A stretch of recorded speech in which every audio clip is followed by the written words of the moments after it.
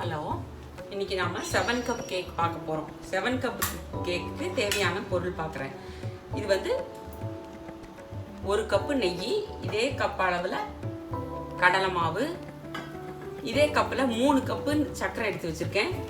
1 cup வந்து நான் தேங்காய்க்கு பதிலாக முந்திரியை வந்து பவுட்ரு பண்ணி வச்சுருக்கேன். இது வந்து ரிச்சாக இருக்கும். ஒரு தேங்காய் போடுறதுன்னா போடலாம், இல்லை வேறு கடலை பொடி பொடியாக இது பண்ணி போடலாம் உங்களுக்கு. ஆனால் அதெல்லாம் சூடு ஜாஸ்தி ஆகும்போது டிஃபராக இருக்கும். ஆனால் நான் இது வந்து முந்திரி பருப்பை வந்து மிக்சியில் பொடி பண்ணி வச்சுருக்கேன். இதோ இந்த மாதிரி பொடி பண்ணி வச்சுருக்கேன். முந்திரி கேக் மாதிரியும் இருக்கும், கடலை மாவும் சேர்ந்த மாதிரி வித்தியாசமான டேஸ்ட்டாக இருக்கும். எப்போதும் நார்மலாக தேங்காய் தான் போடுவா எல்லாரும். இது வந்து மைதா மாவுலேயும் பண்ணலாம். மைதா மாவு, ஒரு மைதா, ஒரு தேங்காய், 3 கப்பு சர்க்கரை, 1 கப்பு நெய், 1 கப்பு பால் போடலாம். நான் ஆனால் இன்னைக்கு டிஃப்ரெண்ட்டாக 1 கப்பு கடலை மாவு, 3 கப்பு சர்க்கரை, 4 ஆயிடுத்து. இது 5 முந்திரி 5 பவுடர் பண்ணி வச்சுருக்கேன், 6 நெய், பால் விட போகிறேன். இப்போ அடுப்பு பற்ற வச்சுட்டேன், சூடாயின்னு இருக்கு. இப்போ நான் வந்து 1 கப்பு பால் விட போகிறேன். இந்த கடலை மாவை வந்து இதில் வச்சுட்டு இந்த 1 கப்பு வந்து பால், எந்த கப்பில் எடுக்கிறோமோ அந்த கப்பில் பால், அந்த சர்க்கரை வந்து கரையிறதுக்காக.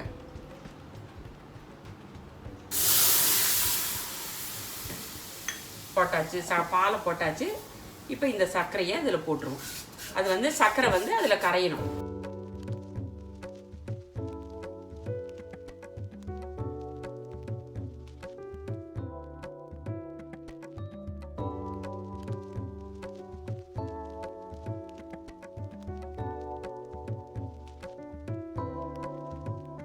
அதுக்கப்புறம் முந்திரி பருப்பை அப்புறமா போடலாம். ஒரு கொதி கொதிச்ச உடனே அப்புறமா போடலாம். எல்லாம் ஒன்றா போட்டு தான் கேக் கலர்னால தப்பு ஒன்றும் கிடையாது.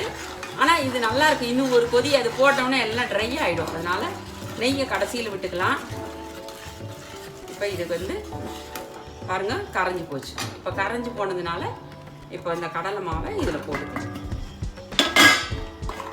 நல்லா இப்படி தேய்ச்ச மாதிரி கலரி விடுங்க. அது வந்து சூடு ரொம்ப ஆகலை, அதனால் கட்டியெல்லாம் தட்டாது. அதனால் இதை நல்லா இப்படி கலரிக்கோங்க. இடுக்கி பிடிச்சிக்கோங்க. பிடிக்கும்போது இது பண்ணிட்டு போகிறது. நல்லா கொதிக்கிறது பாருங்க, சூப்பராக இடுக்கி பிடிச்சிக்கோங்க. நல்லா இப்படி கலரும் போது இடுக்கி பிடிச்சிக்கோங்க.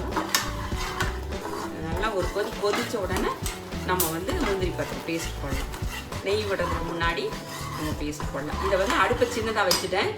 இப்போ வந்து இந்த ஒரு ஸ்பூன் நெய்யை விட்டுட்டு நான் நல்லா தட்டில் வந்து தடவி வச்சுக்கோங்க, ரெடி பண்ணி வச்சுக்கோங்க.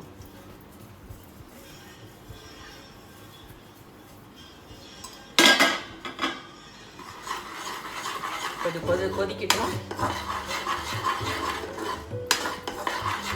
முந்திரி பருப்பு வந்து நல்லா பச்சையாக சாப்பிட்றதுக்கே நல்லாயிருக்கும். வறுக்கல்லாம் ஒன்றும் இல்லை, அப்படியே ட்ரையாக பொடி பண்ணி வச்சுருக்கேன். அவ்வளோதான். இது கொஞ்சம் கொதிச்ச உடனே அதையும் போட்டு நெய்யை விட்டு கலர வேண்டியது. சூப்பராக இருக்கும் டேஸ்ட்டு. இதே வந்து கடலை மாவுக்கு பதிலாக நீங்கள் மைதா கேக்கு மாதிரி மைதா போட்டு அதே 3 சர்க்கரை, 1 தேங்காய் போட்டுக்கலாம். நல்ல தேங்காய் வந்து நான் ஏன் போடலைன்னா, ஒரு 2-3 நாள் வச்சுருந்து நீங்கள் சாப்பிடணும் எங்கேயாவது எடுத்துன்னு போகிறீங்கன்னா அந்த தேங்காய் வந்து சிக்கு வாசனை வந்துடும். என்ன நல்லா தேங்காய் நம்ம போட்டாலும், முத்தின தேங்காய் அந்த மாதிரி போட்டாலும் அது ஒரு ஸ்மெல் வந்துடும். அதனால் நான் வந்து அது போடலை. இது வந்து ரிச்சாக இருக்கட்டும்னு சொல்லிட்டு முந்திரி பருப்பு ஒரு கப்பை எடுத்து நல்லா பொடி பண்ணி வச்சுருக்கேன். இப்போ இந்த ஸ்டேஜில் கொஞ்சம் கொதிச்சுடுது இல்லையா, இப்போ வந்து இந்த முந்திரி பருப்பை போட்டுறேன், பேஸ்ட்டை போட்டுறேன்.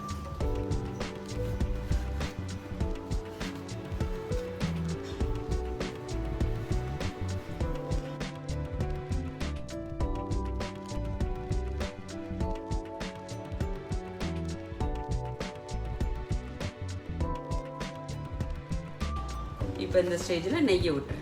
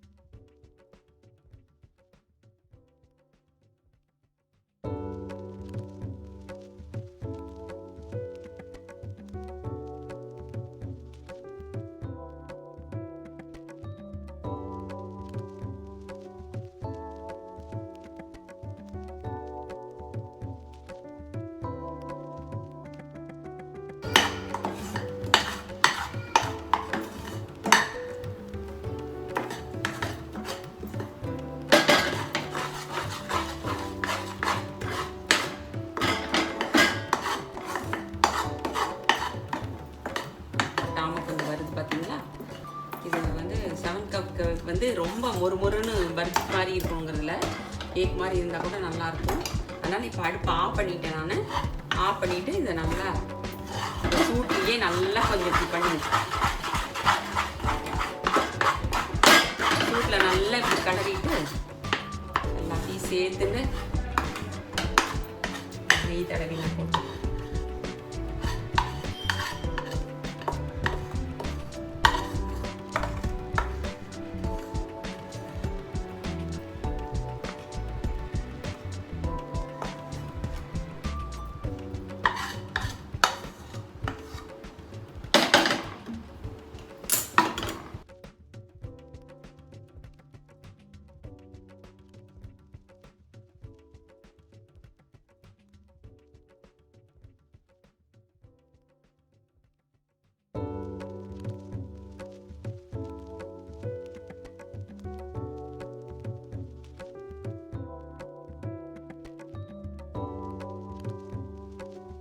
இது கேக் போடணும். ஒரு 5 நிமிஷம் ஆறட்டும். நான் உங்களுக்கு இது போட்டு காமிக்கிறேன். பாருங்க, ஆறினோடனே இந்த மாதிரி பீஸாக வரும். இது உடச்சி பார்த்தீங்கன்னா இது பாருங்க, சாஃப்டான இந்த மாதிரி இப்படி வரும். அதனால் இது வந்து இந்த மாதிரி நீங்கள் ஃபுல்லாக வீடியோ பார்த்துட்டு சின்ன சின்ன டிப்ஸ் ஆனாலும் எல்லாத்தையும் பார்த்துட்டு நீங்களும் கொஞ்சமாக சின்ன குவான்டிட்டியில் பண்ணி பாருங்க. லைக் பண்ணுங்க, ஷேர் பண்ணுங்க. ஏதாவது டவுட் இருந்தால் கமெண்ட்ஸில் கேளுங்க. அப்புறம் சப்ஸ்கிரைப் பண்ண மறந்துடாதீங்க. சப்ஸ்கிரைப் பண்ணுங்க. Okay, thank you.